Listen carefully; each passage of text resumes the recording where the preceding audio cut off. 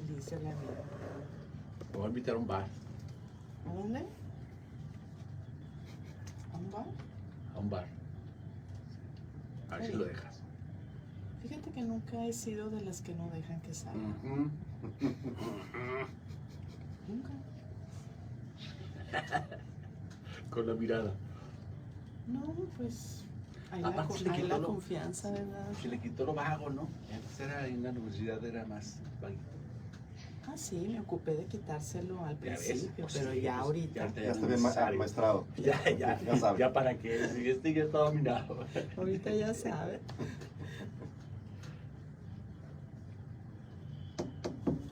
Me dice una paciente, dice, no, doctor, ayer fuimos a un bar, para hablar de bar. Un bar que van muchas señoras, pues son señoras, se llaman despechadas. Señoras despechadas. Despechadas se llama. ¿Así se llama el bar? Así se llama el bar. Pues imagínate, ya te imaginas cómo se pone. Sí, no me quiero imaginar. Es karaoke, ¿verdad? Es que, mira, ya. Ah, sí. Sí, yo. Agarro el Ok. parejo en las canciones. Bueno. Para más mujeres, por supuesto que vamos. ¿Listo? Así le podemos encender al aire, Mariana. Bienvenidos a su programa de Heraldo Salud. Gracias por estar como siempre con nosotros todos los sábados por la mañana. A esta hora, a las 9 de la mañana y también a través de las redes sociales de Óscar Hernández. Es un gusto platicar con médicos, profesionales, por supuesto, en su labor y que nos vienen a enseñar y a mostrar qué es lo que pasa con ciertas entidades en el transcurso de la vida del ser humano, de cómo nos vamos, desde que nacemos estamos expuestos a ciertas enfermedades, a ciertas pérdidas también, y cómo reaccionamos nosotros hacia el ambiente, tanto de pérdida, el ambiente hostil, y también cómo reaccionamos hacia la presencia de ciertas enfermedades, sobre todo en la edad adulta, ¿no? Y hablando de la edad adulta, está con nosotros el doctor Ficker, él es médico cardiólogo, y es un médico que ha desarrollado bastante experiencia, sobre todo en el área de infartos, en el área de hipertensión arterial, el área también de manejo de obesidad, por supuesto, porque están íntimamente relacionados a este tipo de enfermedades, y nos va a platicar justamente de eso, de el manejo de la presión arterial alta, ¿no? ¿Qué significa? ¿Cuáles son los riesgos? ¿Cómo se tratan? Hasta cómo podemos nosotros tomar o medir la presión arterial? ¿Cuál es la forma más adecuada o recomendable para que usted en casa le tome la presión a su familiar, a su papá, a su abuelo, y tenga la certeza de que esa toma de presión arterial es segura? Y también, por otro lado, está con nosotros la doctora Elena María Fernández, que nos viene a platicar sobre el duelo, pero no cualquier duelo, el duelo en un tipo de población muy particular, que quizás por momentos, este asunto de la tanatología, siento yo que ingresó en un momento dado en la población adulta, y nos enfocamos demasiado hacia los adultos, y por momentos siento, mi percepción, ella me dirá si estoy equivocado, nos olvidamos de la población infantil. Bienvenida, Elena. Gracias. ¿Qué tenemos con la presión arterial? ¿Cómo nos va ahorita? ¿Qué nos dices? ¿Han cambiado las cifras? ¿Tenemos buenas noticias en relación a la presión arterial? ¿Ha bajado el porcentaje de pacientes con presión arterial alta en México o vamos hacia arriba? Gracias, doctor. Muchas gracias por la invitación de nuevo. Un gusto saludarlos a los dos. Pues sí, desafortunadamente la hipertensión arterial está muy relacionada con alteraciones del estilo de vida. Obesidad, no hacer ejercicio. Y esta cifra ha ido aumentando en todo el mundo, ¿sí? Y ha sido un problema porque se asocia a muchas enfermedades como hipertensión arterial, colesterol alto, diabetes.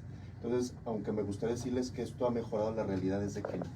Estamos todavía con una prevalencia muy alta de hipertensión arterial porque está muy asociada a estos factores de mala higiene, no hacer ejercicio, no hacer dieta. Entonces, sí, las cifras no son alentadoras, pero yo creo que como es una enfermedad multifactorial, es muy importante conocer cómo la podemos primero evitar y después tratar de controlarla mejor. Cuando nosotros hablamos de que los porcentajes o las cifras estadísticas de enfermedad y de mortalidad en población mundial y sobre todo en México, y mencionamos como enfermedades cardiovasculares, ¿está incluida la presión arterial? Bueno, las enfermedades cardiovasculares básicamente son infarto agudo del miocardio, evento vascular cerebral en todas sus variedades y angina de pecho.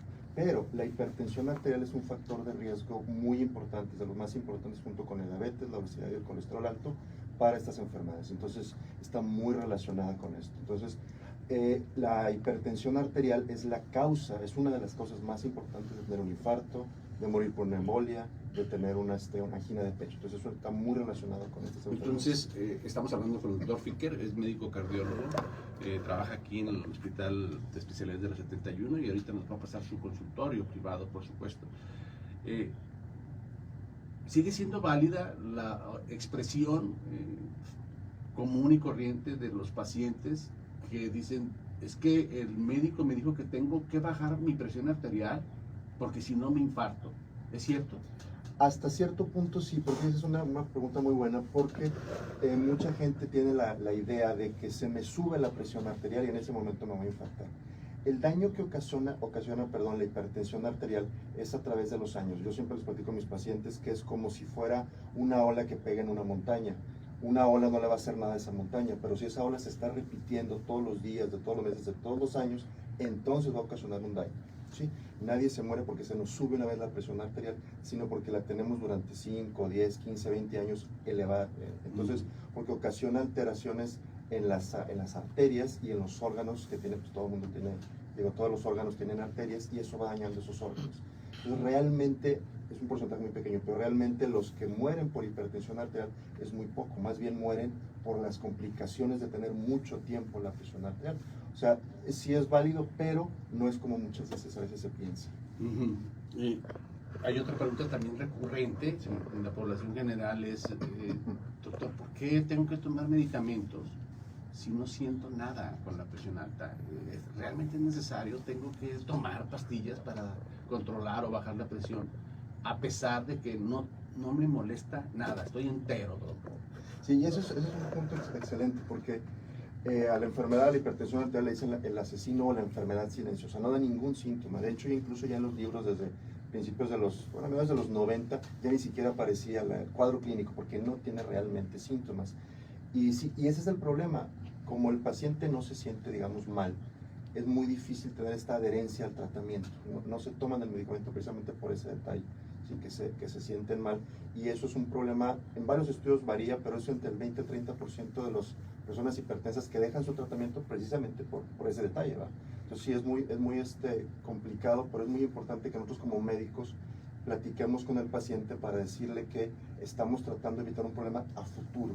¿Sí? Porque en el momento en que diagnosticamos la presión arterial, si la controlamos, disminuimos mucho la posibilidad de morirnos con enfermedades peligrosas. Oye, los aparatitos estos de toma de presión arterial, de muñeca, que venden en Sambors, en Walmart, ¿sí son útiles? Funcionan en unas manos que lo sepan utilizar, y ese es mucho el problema. Número uno, hay una lista de todas las sociedades internacionales de hipertensión arterial que avalan ciertas marcas. La mayoría de las que venden son avaladas, pero el problema es, primero uno, se tiene que estar revisando el aparato cada 6 meses, una vez al año, para ver que esté bien calibrado. Eso es muy importante, que normalmente no se hace. Y segundo, hay que saber utilizar el aparatito, porque como ahorita platicábamos, doctor, mucha gente lo utiliza como sensación de seguridad. Si mi presión arterial está bien, yo estoy bien. Y si mi presión arterial está mal, yo estoy mal. Y no es una relación directa. Entonces sí, siempre hay que usarlo con la aveniencia de un médico que esté vigilando cómo se toma la presión arterial, porque hay manera de tomarlo en casa correctamente, no nada más ponerse el aparato y tomarla. Y muchos de los aparatos de muñeca, la verdad es de que no están indicados, no son de los mejor avalados para tomar la presión arterial. Oye, tengo un grupo de chavorrucos. Sí, yo ya estoy en los rucos, pero hay un grupo de chavorrucos y que ahorita antes de venir, Elena, y la gente que nos escucha a través de las redes sociales y en vivo en el radio, me estuvieron mandando como 10 o 15 mensajes, porque les dije que iba a hablar de la presión arterial ayer. Y entre cerveza y cerveza me decían, no se te vaya a olvidar, Oscar, preguntar lo que te estamos diciendo. porque es muy importante para nosotros. Claro. Viagra y presión arterial. De hecho, la manera como salió la formación del sildenafil, del Viagra, era precisamente como un antihipertensivo. O sea, esa era la idea original. Pero, Para bajar la presión. exacto. Y Pero, ¿por qué la gente le tiene miedo de morirse con eso? O sea, dices, yo soy hipertenso y no, yo no voy a tomar esa cosa porque me puedo morir. claro. ¿Es cierto? ¿Se pueden morir los pacientes? Yo creo que más bien es la asociación con ciertos fármacos, específicamente la nitroglicerina o el isosorbide.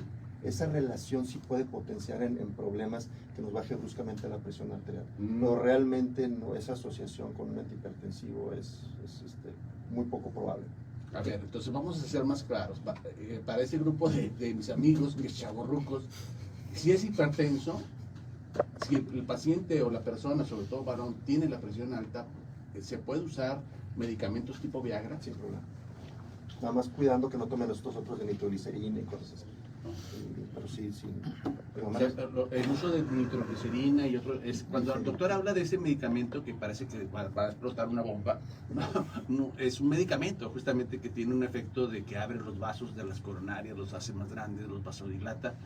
Pero esos medicamentos generalmente ustedes los usan para el paciente que ya tiene angina de pecho o ya tuvo el infarto o el antecedente del infarto. ¿Estoy bien? Es correcto. Y ahí sí tenemos que tener mucho cuidado. Ahí sí tenemos que hablar con el paciente de tratar de a lo mejor suspender o cambiar un poquito el tipo de medicamento. Pero sí, la relación es más con estos medicamentos más que con cualquier antihipertensivo. A ver, ya nos dijiste que el paciente hipertenso sí puede usar ese tipo de derivados de sildenafil o Viagra, como se llame, ¿no? Sí, claro. ¿Y qué pacientes cardiópatas o enfermos del corazón no deberían de usar ese grupo de fármacos? Los pacientes, por ejemplo, que tienen insuficiencia cardíaca, ¿sí? Los pacientes que cuando su corazón no funciona bien y podemos tener alteraciones en la presión arterial, como platicamos ahorita, empezó como un antihipertensivo, ¿sí? Entonces cualquier modificación de la presión arterial pudiera ser potencialmente peligroso. ¿Sí? Los pacientes con infarto que están tomando isosorbide, ¿sí? A lo mejor algunos pacientes con cierto tipo de arritmias, por ejemplo, fibrilación auricular, pero la verdad es de que el porcentaje es muy pequeño. ¿Por angina? Angina de pecho, si no toman isosorbide o nitroglicerina, se puede hacer. ¿Con los operados de corazón? Igual, si lo pueden, si no toman esos medicamentos, ¿sí? Inclusive en algunas guías, tener relaciones sexuales es ejercicio y es benéfico para los pacientes que tienen cardiopatía isquémica. Entonces, sí, se puede usar. Siempre y cuando no tomen nitroglicerina o isosorbide. Oye, pues tú lo recomiendas, pero la verdad, si yo estuviera operado de corazón, yo no lo tomaría. Digo, no. Mejor nos vamos por lo seguro. Es que no es lo mismo, no es lo mismo haber ya sufrido un infarto o tener angina o haber sido operado de corazón, que te pongan 2, 3 puentes. Me imagino que riesgo-beneficio o ante la duda, un grupo de pacientes optan por de plano no utilizar este grupo de medicamentos. Sí, a lo mejor por este miedo, pero realmente como todo, ¿verdad? La evidencia, ¿sí? Inclusive hay gente que corre maratones operados de corazón, ¿verdad? Entonces sí, la realidad es de que no hay una relación directa, específicamente cardiopatía isquémica crónica o con cirugía de revascularización, que el Viagra aumente la posibilidad de muerte. O de eventos cardiovasculares. Yo creo que es más bien esta como que miedo, porque también ya ve que uno que se enferma el corazón, no te muevas, no parpadees, no respires, no muevas nada, ¿verdad? Y eso ha habido desde los 90s hasta esta década, ha ido cambiando en cuanto al contrario, hay que hacer más ejercicio, hay que estar más activos. Sí. Yo no dudo de los datos que tú nos estás diciendo desde el punto de vista científico y desde el punto de vista académico y profesional y tu opinión profesional. Sí. Pero cuando uno se entera en los diarios de que fulano o mangano falleció en un motel durante el acto sexual, borra toda la evidencia científica. Aquí la mayoría de las muertes en pacientes que tienen cardiopatía isquémica es por arritmias, casi siempre. O sea, por ejemplo, en falla cardíaca, están dilatados, ¿sí? Y tienen una arritmia. Esa es la principal causa, una de las principales causas de muerte súbita. ¿O se tomarán mucho Viagra? No, bueno, obviamente si tomamos más allá de la dosis, cualquier medicamento nos puede afectar. ¿O la combinación con alcohol? Eso, pero por ejemplo, eso sí, eso también puede ser riesgoso, claro, por supuesto. Y esos son dos puntos importantes, más allá de que el Viagra mismo ocasiona un problema del corazón. ¿El factor edad influye? Sí, obviamente, si tenemos más enfermedades, tenemos más labilidad, por supuesto, claro. Bueno, pues ya lo escuchó, ya me quité ese peso de encima de estas personas, espero que hayan resuelto sus dudas y las nuestras, por supuesto, para los cardiópatas y no cardiópatas, ¿no? Siempre es importante porque es un tema, digamos, recurrente en los pasillos del hospital, en los bares, en las cantinas, en las fiestas, etcétera, y es un tema de pareja, ¿no? Es muy importante. Es un tema de pareja, parece ser que el que se lo toma es el hombre, pero es un tema de pareja, entonces hay una decisión ahí entre ambos, sobre todo cuando la mujer ve o la pareja ve que su marido, o su esposo, su pareja, ya fue operado de corazón. Claro. Sí. Fíjese, ese es un punto muy importante. Ya la disfunción eréctil es un factor de riesgo cardiovascular. ¿Sí? Normalmente la disfunción eréctil aparece entre 5 a 10 años antes de un síndrome coronario agudo. ¿Sí? Entonces ya uno como cardiólogo tiene que preguntar cómo está la función eréctil, porque eso está relacionadísimo con eventos cardiovasculares. ¿Por qué? Porque las arterias, ¿sí?, de la función eréctil son prácticamente iguales que las del corazón, de hecho prácticamente que todo el cuerpo, pero solamente que son más pequeñas. Entonces cuando hay aterosclerosis o daño en esas arterias, como son más pequeñas, empiezan a dar síntomas antes que acá. Entonces la disfunción eréctil es un punto muy importante que uno tiene que modificar, y por eso va a la cosa del Viagra, que tenemos que tratar, tenemos que mandar con un urólogo y empezar a tomar medicamentos, porque la disfunción eréctil ya se considera como un factor de riesgo cardiovascular. Sí, entonces es muy importante eso. No la friegues, no. La disfunción eréctil, estoy entendiendo bien, es un factor de riesgo para infartarse. Claro, porque ya es una preámbulo a aterosclerosis coronaria. Bueno, pues otra raya al tigre para los hombres, ¿no? De la disfunción eréctil como la antesala a una enfermedad cardíaca, llámese infarto.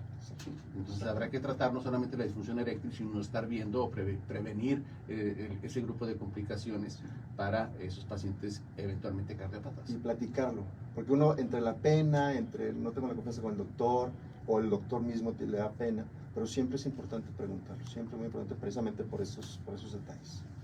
Sí.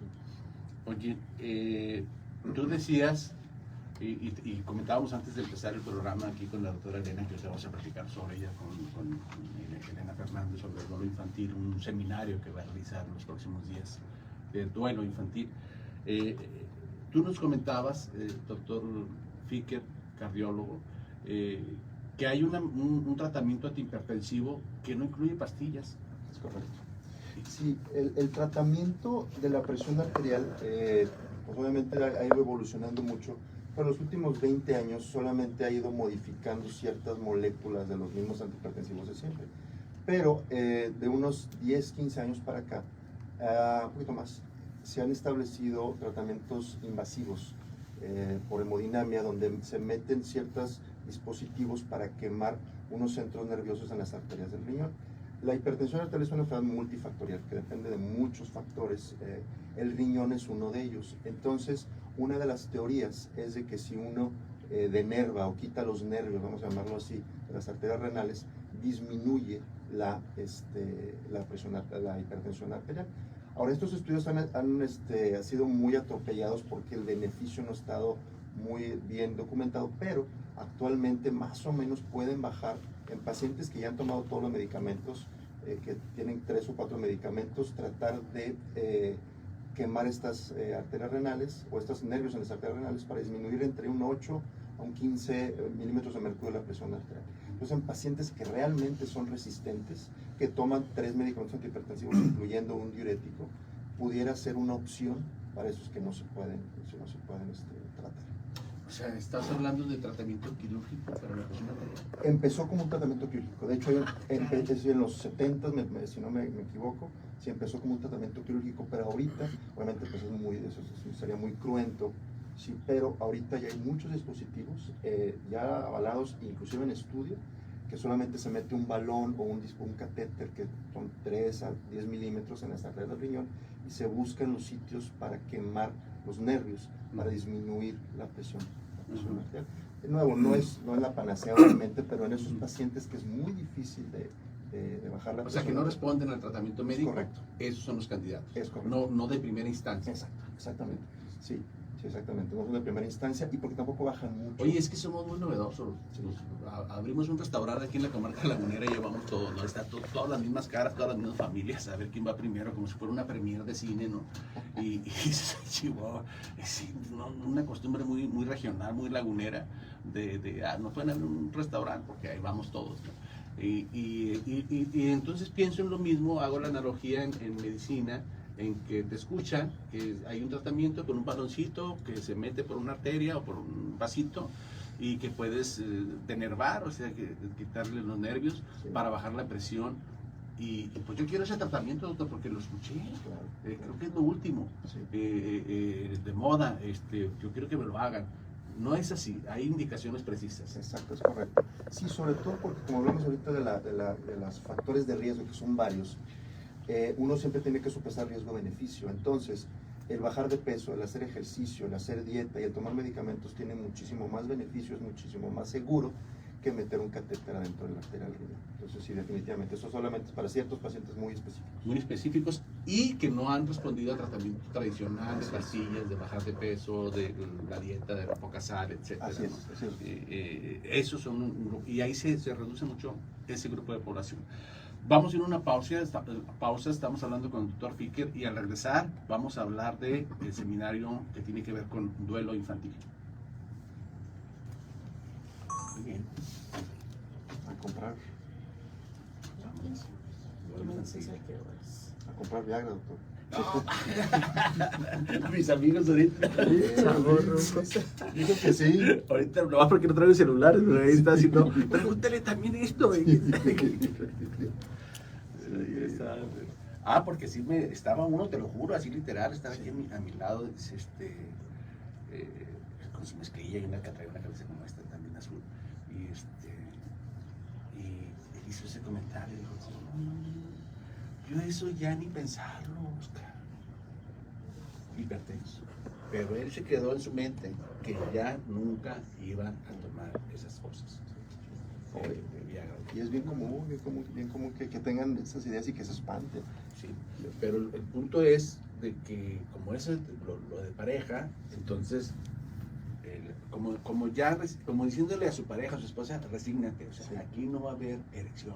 Sí, Primero yo, eso es catastrófico. hazle como quieras. Ese era lo que me estaba diciendo él. Dice, no, yo Sí. no va a tomar eso. Sí, eso, imagínense lo que le hace a la pareja, hablando de como políticos, ¿sí? Hablando de pérdidas. Pero todo por un miedo infundado. Sí, Sí, hay que documentar. Por eso, oye, no, si puedes tomarlo. Sí.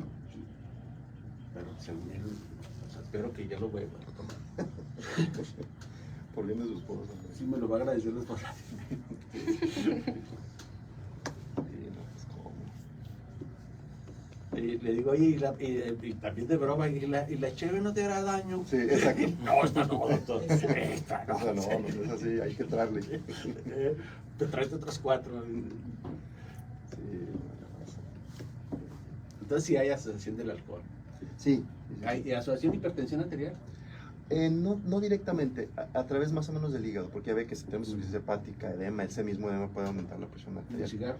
Sí, ese para que veas, ese sí es una cosa, es uno de los más grandes aceleradores de la enfermedad cardiovascular. Sí, el tabaco ¿Y la presión arterial? se asocia sobre todo a cuando uno da digamos, la nicotina, entonces en el momento agudo, pero sí, no es una cosa.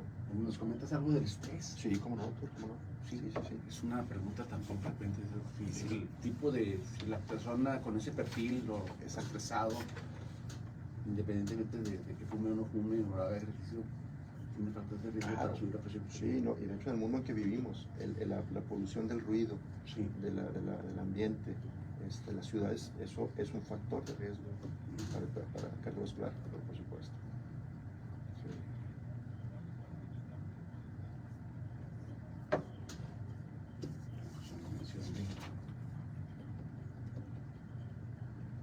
La columna.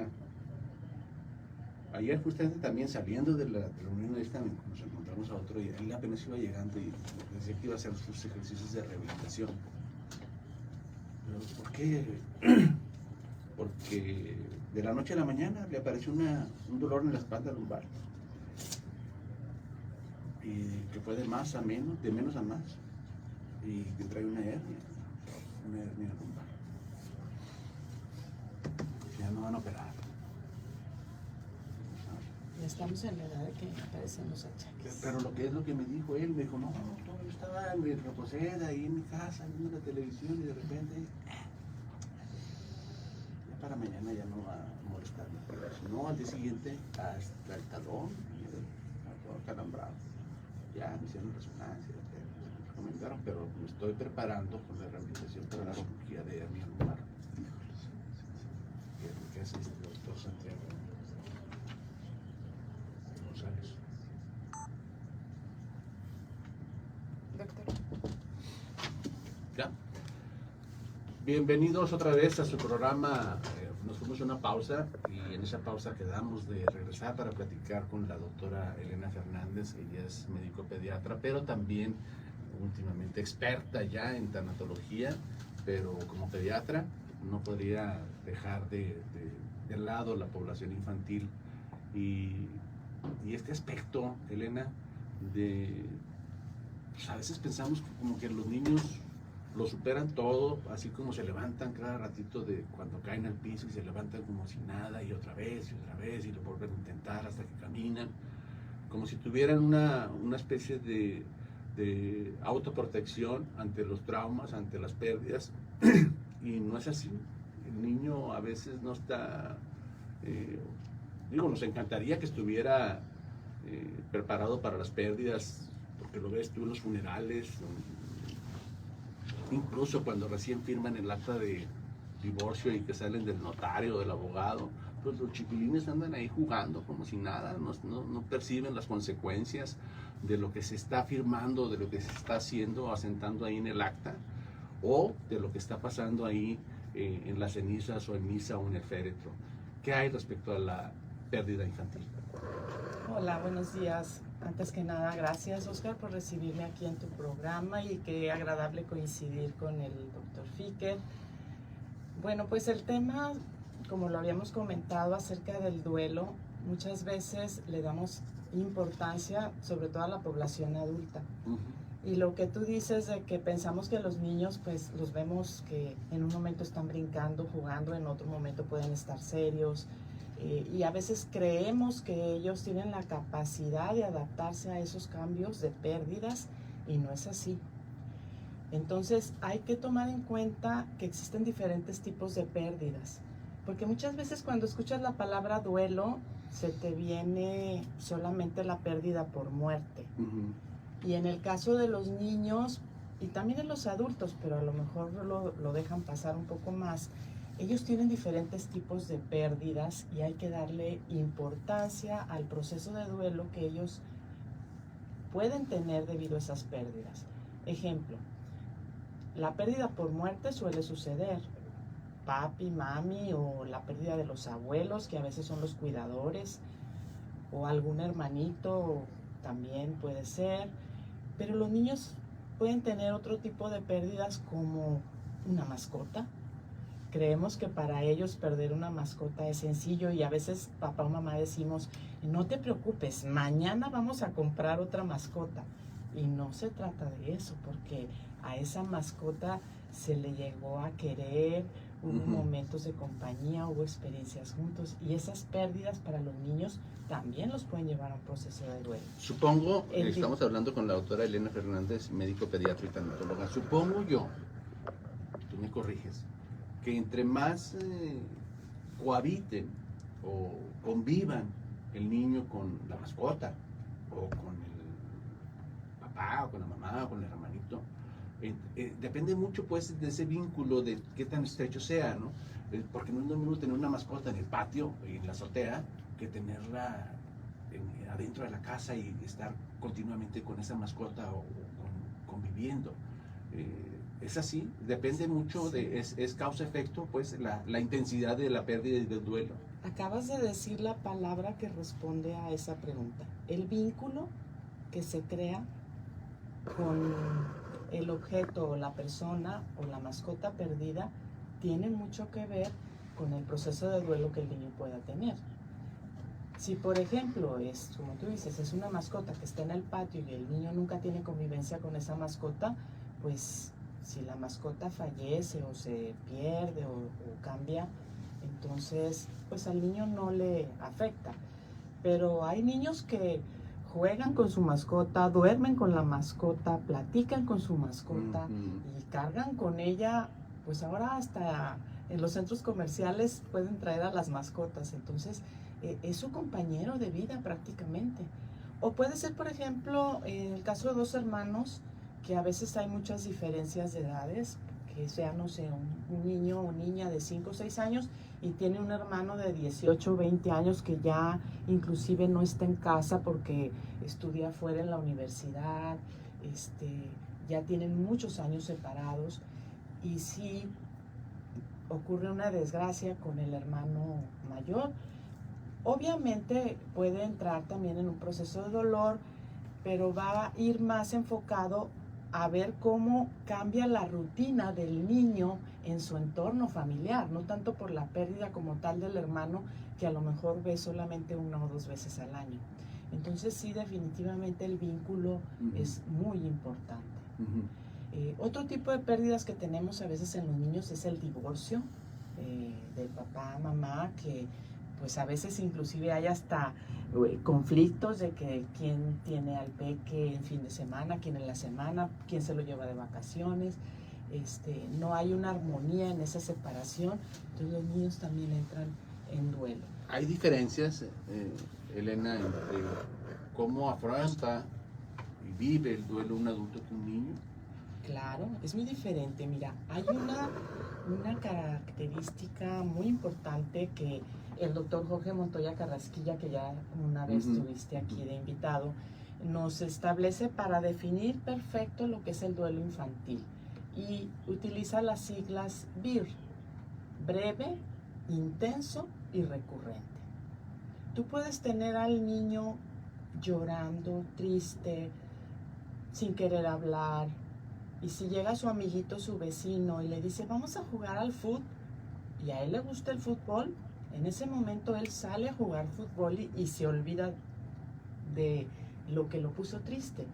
Juega fútbol, disfruta, convive con su amiguito. Se va el amiguito, regresa, está solo, no hay quien empatice con él en ese momento, puede volver a ponerse triste, puede volver a sentirse solo. Entonces hay que tomar en cuenta que ellos, no porque yo vea al niño jugando quiere decir que no esté en un proceso de duelo.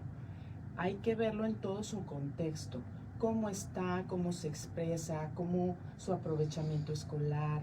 ¿Hubo algún cambio de su conducta previa a la conducta actual después de esa pérdida? Sí, porque si tú me dices, bueno, es que está muy introvertido el niño, pero siempre fue introvertido, entonces no es un resultado a la pérdida, es la personalidad o la educación o lo que se le dio al niño.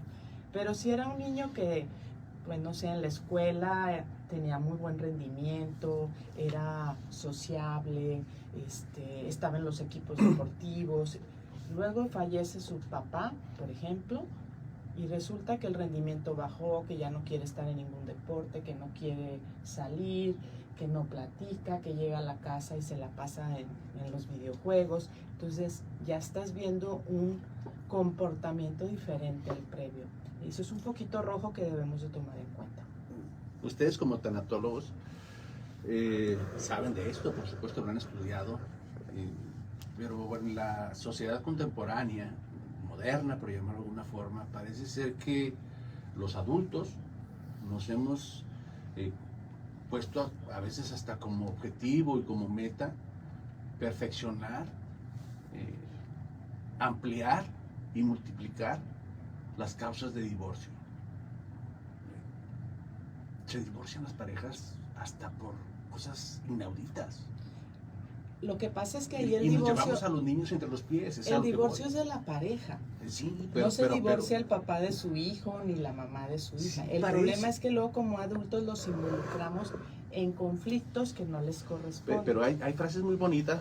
Esto me estás diciendo, no, pues es que tú vas a ser mi hijo siempre, toda la vida. Esté con tu mamá, con tu papá.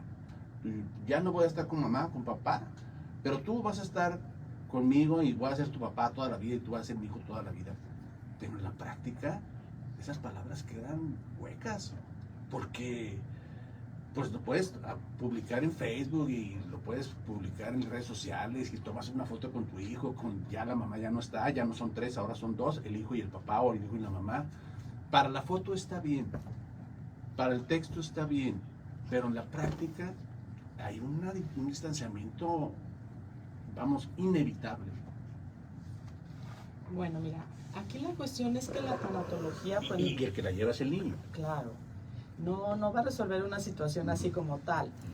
Hay que tomar en cuenta que también ante el divorcio, los adultos también están viviendo su propia pérdida, independientemente de si se acabó el amor o hubo otras causas. No estoy de acuerdo Es con una eso, Elena. pérdida, No estoy de acuerdo Oscar. con eso, porque tú estás diciendo, los adultos están viviendo su propia pérdida.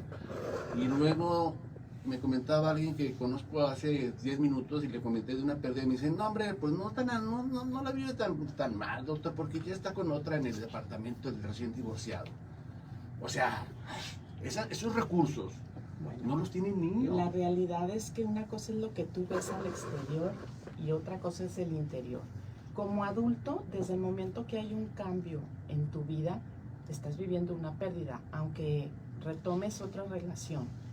Igual la mamá o el papá, independientemente de las causas. Aquí lo recomendable es que tú como adulto identifiques cómo estás viviendo esa pérdida, porque muchas veces solamente tomas en cuenta el dolor o la emoción del adulto y no estás volteando a ver a los niños que están a un lado de ti. Ese es el punto. Entonces tienes que voltear a verlos, tienes que trabajar tu proceso, pero también hay que ayudar a los niños a trabajar su proceso.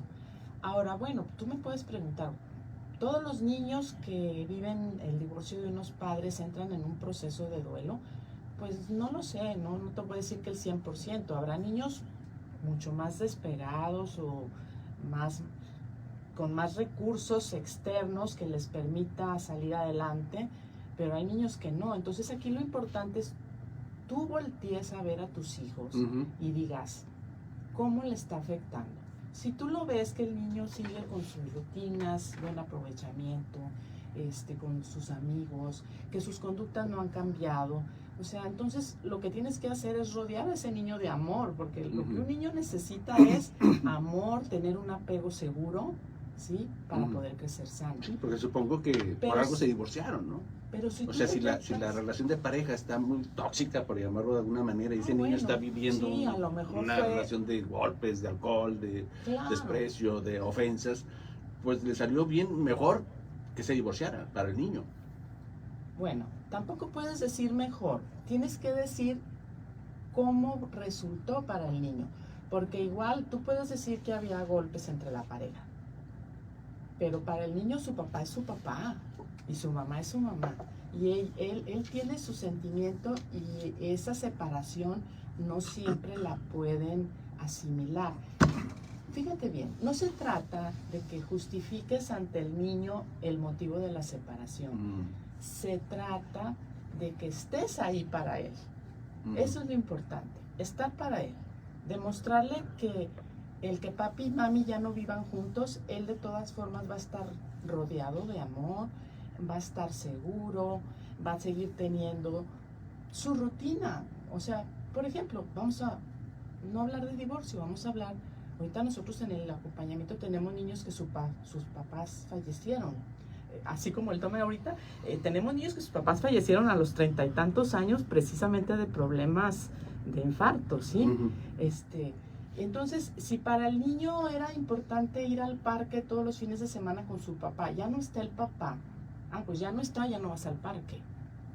No, o sea, hay que buscar quién lo lleve al parque, ¿sí? Retomar esas actividades, que el niño siga con su vida. Mira, luego sucede que no nos damos cuenta Y el niño lo que pasa es que no es que lo supere, esconde ese dolor, congela el dolor, lo que llamamos bloques congelados, ¿sí? Y lo congela toda la infancia. Pero ¿qué sucede? Que luego es adolescente y tiene una crisis y eso que tenía congelado lo saca. Pues O hay veces que hasta la adultez sacamos eso. O hasta la vejez. O hasta la vejez. Oye, Elena, vas a hacer un seminario, platícanos, ¿cuándo es y cómo? Bueno, por eso estoy aquí para invitarlos. Vamos a tener un seminario de duelo infantil el 24 y 25 de octubre en las instalaciones de Canacinta. Están cordialmente invitados. Por ahí estamos publicando la publicidad en redes sociales. Va a visitarnos nuevamente el doctor Jorge Montoya Carrasquilla. Él, pues ya todos conocen, psiquiatra infantil. De Colombia.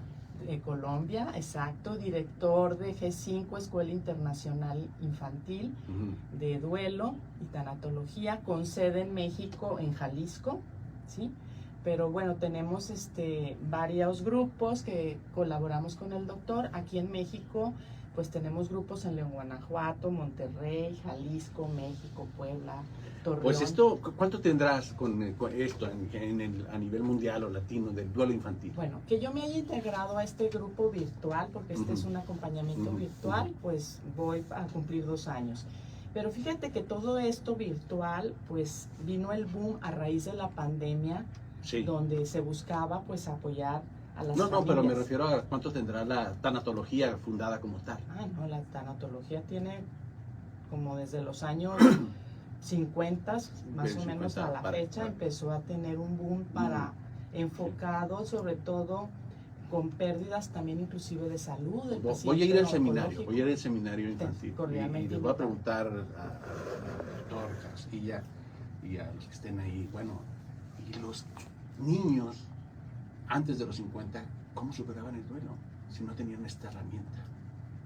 No me respondas porque se lo voy a preguntar allá bueno, en el te seminario. lo voy a responder. ¿Están ustedes allá en el seminario? ¿Lo repites dónde va a ser? Sí, el 24 y 25 de octubre en las instalaciones de Canacintra Torreón. Sí, 24. Cordialmente ¿Hay algún invitados. teléfono? Sí, bueno, pueden pedir informes a mi cel personal, son 8717 27 42 35. Ahí podemos dar información y podemos también realizar la inscripción. Ya está, duelo infantil. Yo soy de la postura de que los niños se las rascan y se las arreglan por sí solos, pero tienen esas habilidades, a pesar de las posturas por momentos falsas que tenemos los adultos en ese sentido de que te voy a cuidar, voy a ser tu papá siempre. Yo tengo mis dudas sobre eso. Bueno, regresamos con el doctor Ficker. ¿Cuáles son las medidas antihipertensivas? Nos decías tú, medicamentos. ¿Hay otras formas? Sí, uno de los... Bueno, para empezar, como platicamos hace rato, la hipertensión es una enfermedad multifactorial, ¿sí? Depende de los hábitos de cada quien, o sea, la obesidad impacta directamente en la presión arterial, el no hacer ejercicio impacta directamente en la presión arterial, inclusive lo que platicamos ahorita en el corte, el estrés, la personalidad, un cierto tipo de personalidad que no maneja muy bien el estrés es un factor de riesgo. O sea, el estrés es un factor de riesgo para que te suba la presión.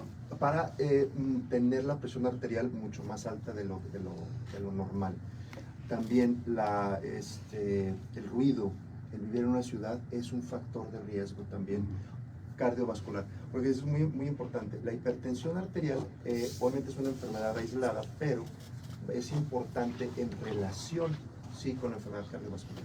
Sí, entonces tratar todas estas alteraciones del estrés o de la ansiedad son factores de riesgo que nos aumentan la posibilidad de enfermedades cardiovasculares y obviamente de obesidad y todo esto. Entonces, digamos, las medidas, una de las mejores medidas es hacer ejercicio, bajar de peso, hacer dieta, aparte de los medicamentos, obviamente, ¿verdad? Pero sí tiene mucho que ver con muchos factores que a veces como que se pasan por alto o no ser muy específico.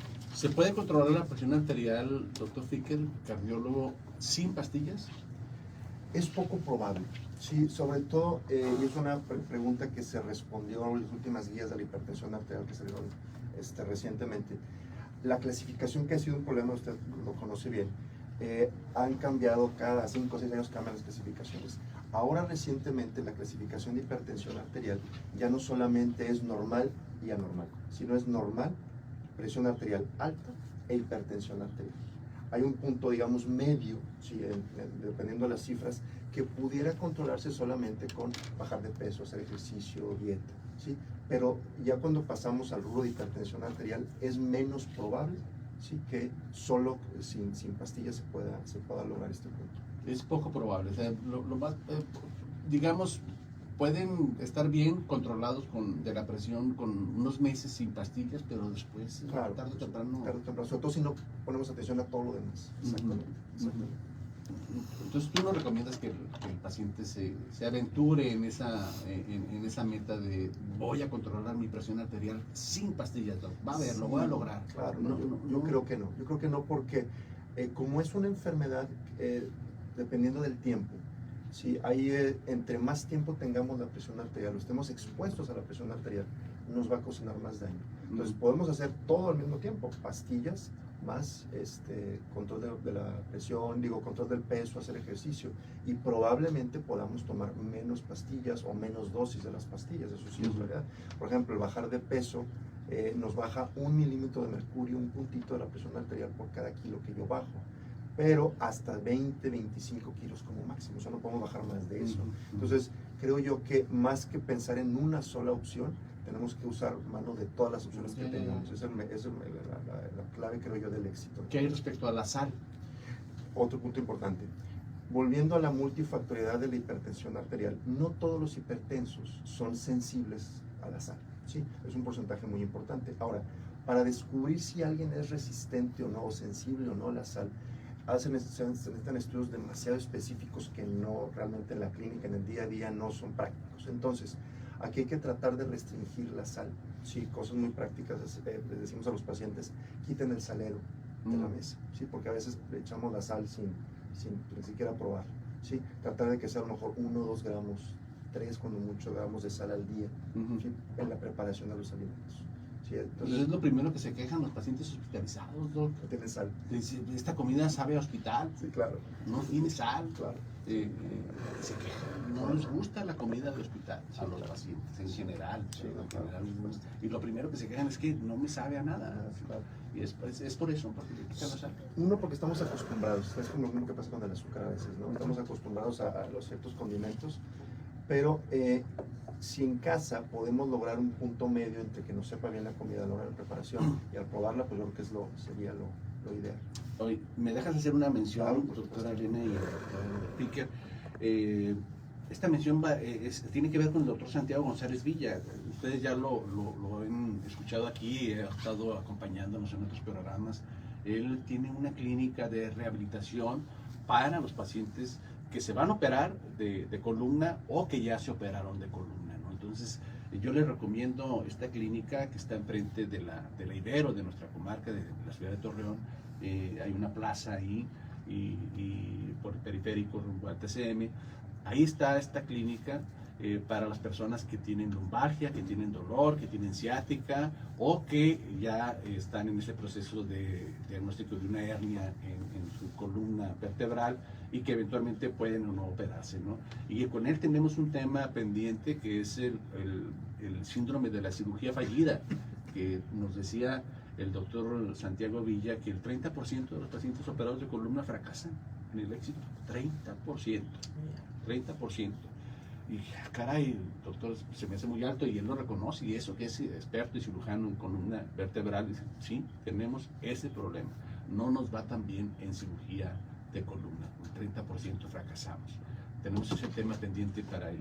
Así es que si usted está en esa categoría de pacientes, pues échale una llamada al doctor Santiago Villa para que la oriente qué se puede hacer. En la práctica clínica, dentro de los hospitales, sobre todo los hospitales de alta especialidad, tenemos un problema, ese sí es problema, ¿verdad? También lo que estamos hablando, por supuesto, ¿no? Pero un problema agudo, hiperagudo, ¿no? El clásico paciente, el convencional, digamos, que está comiendo en casa, que está conviviendo con sus hijos, con sus nietos, porque pues, ya estamos hablando de una edad de 60 años hacia arriba, y que de repente se pone pálido como una pared, pues los familiares lo ven. ¿Qué te pasa, abuelo? ¿Qué te pasa, papá? Suda mucho, moja la camisa como si le hubieran echado una cubeta encima de agua, muy pálido, y se oprime su pecho.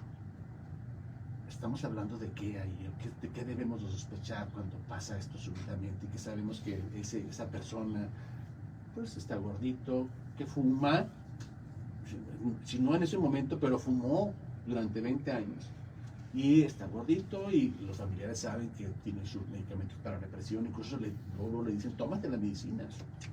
¿Qué le está pasando a ese paciente, o qué sospechas tú como cardiólogo que le está sucediendo a ese paciente en ese momento, doctor? Claro, y es un escenario bastante común. El dolor de pecho sí es un síntoma que uno tiene que ser muy acucioso, sobre todo con los familiares, entender que cualquier dolor de pecho, ¿sí?, puede ser potencialmente fatal. O sea, se puede uno morir. ¿Por qué? Por un infarto al corazón, por una embolia pulmonar, por angina de pecho, por una disección aórtica. Entonces, el dolor de pecho, ¿sí?, es un síntoma que todos los familiares, todas las personas tienen que hasta ser exagerados y buscar ayuda médica inmediatamente. ¿Sí? ¿Por qué? Porque puede ser desde una cosa tan sencilla como una osteocondritis, pero en ese caso que usted comenta, pareciera que es un dolor mucho más importante, del tipo del síndrome coronario agudo, un infarto, angina de pecho. Entonces, yo le recomendaría a todos los que nos escuchan que cualquier dolor de pecho, en ese momento ir al hospital o buscar ayuda de un médico, porque el tiempo muchas veces de las enfermedades del corazón puede ser la diferencia entre vivir o morir. Porque muchas veces pasa, usted lo sabe, es gastritis, tómate un paracetamol, o tómate una aspirina, tómate un omeprazol, y eso retrasa, ¿sí?, la atención, y puede retrasar también lo bueno que le pueda. Entonces eso es muy importante. Me dijiste algo muy bueno en relación a, se activa un código que le llaman ustedes código infarto, tiene prioridad ese paciente, ¿verdad? ¿Tiene que ser asegurado?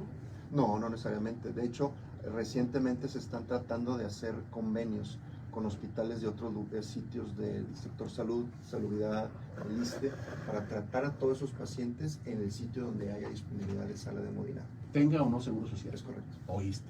O sea, qué padre. Están haciendo eso recientemente, ahora el Seguro Social hace 15 días más o menos. ¿Es cierto lo que estás diciendo o estoy soñando? No, sí. De hecho sí. Porque parece un sueño, ¿no? Y tiene Nos pasaba con las pacientes embarazadas, claro, con presión alta. Sí, claro. Entonces, hoy pueden entrar, accesar, aunque no tengan seguro social. Está en proceso, pero fíjese, acabamos hace 2 semanas de atender a un paciente del ISSSTE, no derechohabiente de Seguro Social, por un infarto del miocardio, hace 3 semanas. Entonces, ese proceso lleva como 15 años en proceso, y recientemente empezó eso. Entonces, digamos, eso no creo que sea en todos los casos, pero ya está empezando. Pues qué buenas noticias. Y aparte nos dijiste que ya no hay rezago, no hay tanto rezago en los pacientes para infartarse. Les paso rápidamente el teléfono de la doctora Elena Fernández para el asunto del seminario de duelo infantil. 8717 27 42 35. 8717 27 42 35. Gracias, doctor Ficker. Nos tenemos que ir, desafortunadamente. Tenemos el tema de código infarto, y también contigo, Elena, por supuesto, de duelo infantil. Gracias, Elena, por estar con nosotros. Gracias. Muchas gracias a ustedes. Hasta luego, nos vemos.